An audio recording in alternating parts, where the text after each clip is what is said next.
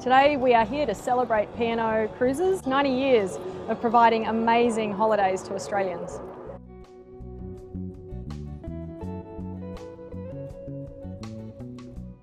P&O started as a company that operated passenger shipping and freight services to the Iberian Peninsula.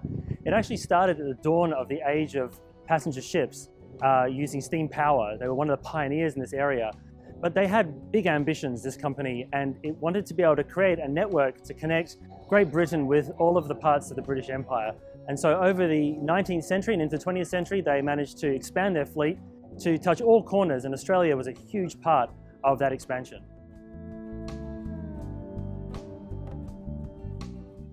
I love the story that P&O started in Australia. The cruising didn't exist like it did today. It was really just about good and passenger transport.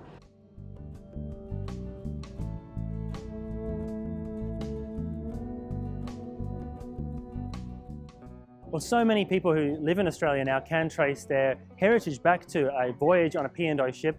P&O was doing those line voyages that were bringing people to immigrate to Australia, and also very important in bringing people across and taking them home again if they wanted to visit friends and family back in other parts of the world. So many people have that connection to that, the early voyage on board the P&O ships and the ability to trace that heritage back.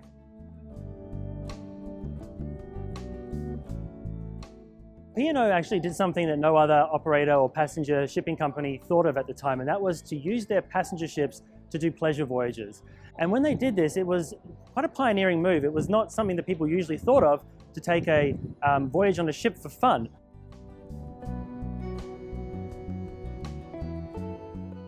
But P&O saw an opportunity there 90 years ago and did that first cruise up to Brisbane and Norfolk Island out of Sydney.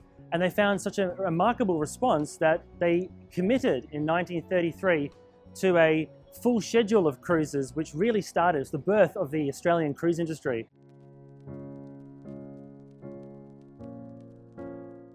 On one hand, it is the only cruise line that is designed with how Australians like to holiday in mind. But I think secondly, it really is a part of the Australian psyche. How many Australians can trace their roots back to P&O when their ancestors, or even when they came out? And so because of that, P&O has become Australia's homegrown line.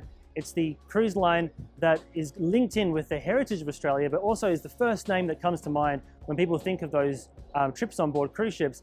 And particularly in the 1970s and 1980s, P&O had a really big presence here, and so many people remember a voyage on board the P&O Fair Star or a cruise on Pacific Sky. And now, of course, bringing it through to the current fleet with the 3 ships that they have, it's a beautiful continuation on that heritage.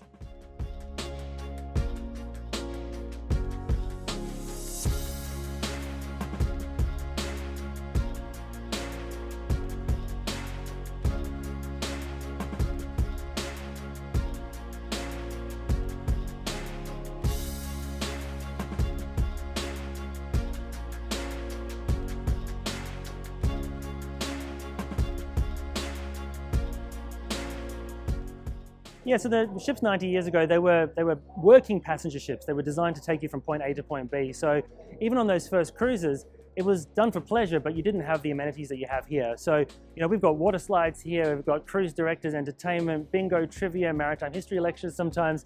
It's a fantastic experience and all fully immersive. But on those early ships, passengers had to make their own entertainment. So the crew on board the ship would put out an invitation to passengers on the first day at sea to form a committee, and those on the committee could then work with the crew to work out what entertainment we're going to do. And we saw the most remarkable games being played. One of my favorites that I've seen in photographs and video is Push the Bottle, where they get beer bottles on the deck lined up and you push it along with the stick, a bit like a hockey stick, and whoever got to the end first without knocking the bottle over was the winner. Now imagine doing that today. People would be thinking, what's going on here? But back then it was really about reinventing the idea of what a passenger ship could be and trying out these new experiences, and the passengers were a big part of that.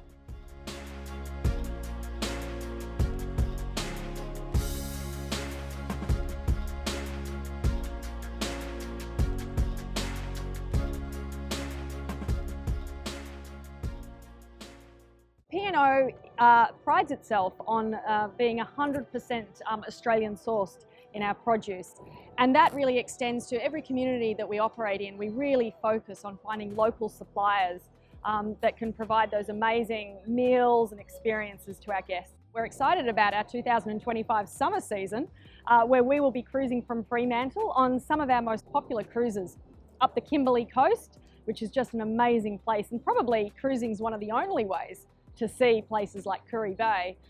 We also go to Southeast Asia, our Asian Explorer, and of course we have our fantastic signature cruises, our theme cruises, whether it be 80s or comedy cruise. Those shorter cruises when you need a little break